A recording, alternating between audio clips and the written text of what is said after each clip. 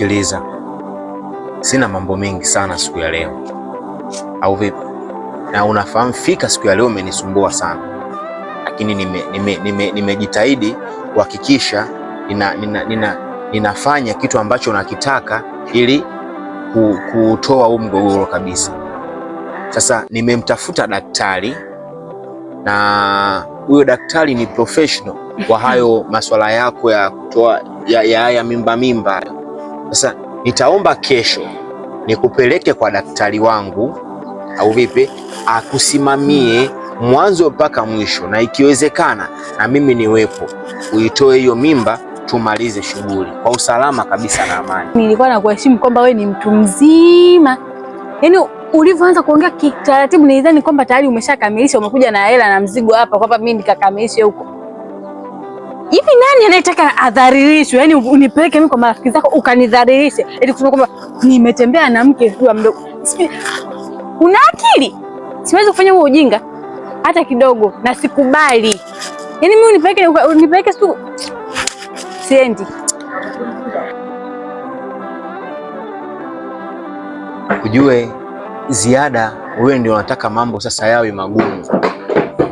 Nimeshakwambia tayari, nimeshafanya mipango yote na unafahamu fika, ukizalilika wewe nimezalilika mimi, na mimi siwezi kupeleka sehemu ambayo naweza nikakuzalilisha Ziada, unalielewa fika?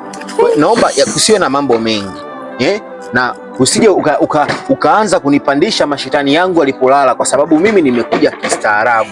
Na kuomba Ziada, ujiandae kesho asubuhi na kupeleka.